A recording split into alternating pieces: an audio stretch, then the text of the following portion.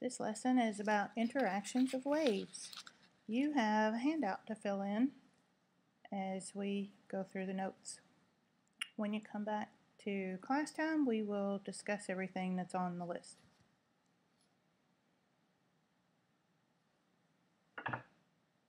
Sometimes we might observe waves and wonder why they bend. And what happens to a wave when it hits a barrier? We'll do a demonstration and have a look at that. If I take a ball and get it wet and I roll it up against a wall, what happens? We'll have to try it so you can see.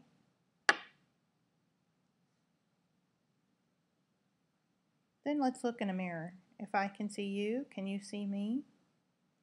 This is about the angle of incidence.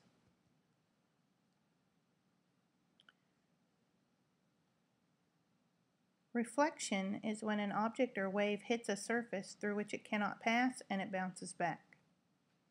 You've no doubt seen reflections of city lights in the water or a mountain in the lake or a stream when you've looked at your reflection in the mirror. This kind of light bounces back to your eye. We'll look at some animations. I'll also post this on my website so you can click on the link for how stuff works and you can learn about it some more there. But what we're learning is that the angle of incidence equals the angle of reflection.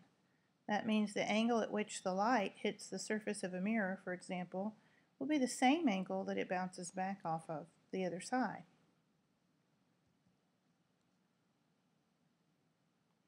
Refraction is when a wave moves from one medium into another medium at an angle, and then it changes speed as it enters the second medium, which causes it to bend. For example, in the diagram up at the top, the light is coming in to the prism at one angle, and it's coming out at another angle because as the light enters the prism, it changes speed. The prism is the second medium. The first medium is the air, and the second medium is the prism. The bending of waves due to a change in speed is called refraction. And prisms are a great example of that. Have you ever seen a rainbow? Or this is a liquid crystal display. It puts out some pretty cool effects. Very artistic.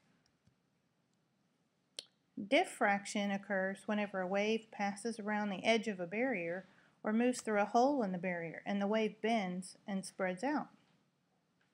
The bending of waves around the edge of a barrier is known as diffraction. You can see in this picture up at the top how the water waves are bending around the rocks. And light can bend through glass to give some really neat effects there. In this picture, the straw appears to be cut in half right here because the light waves are being bent around the edge of that barrier. Interference is when two or more waves meet and they have an effect on each other. There are two different kinds of interference. One is constructive interference and the other is destructive interference.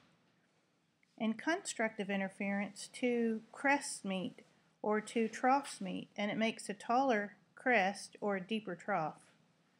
In destructive interference, one crest meets a trough and they sort of cancel each other out momentarily while the waves pass by each other. In this picture, we have waves coming in toward this island, and as they bend around the island, you can see we begin to have some overlap.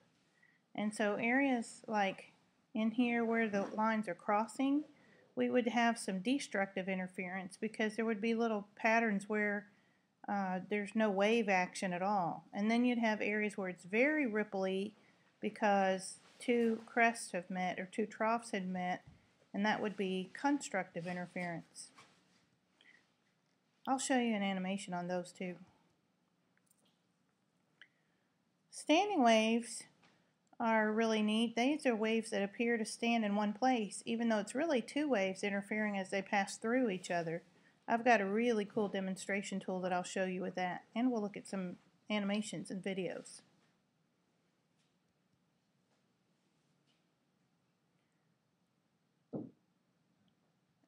Nodes and antinodes are areas at the end of, well, a node is the area at the end of a wave. Right here, these points in this picture. This is where destructive interference causes a point of zero amplitude. The wave isn't going up or down at the nodes. An antinode is opposite of that. That's where the crest and the trough of the standing wave meet, and those are the points of maximum energy, where you have the maximum amount of amplitude. It's the highest point and the lowest point.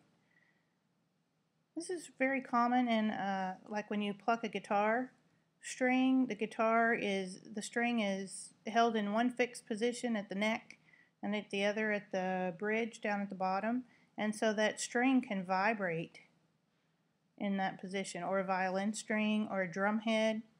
All examples of standing waves.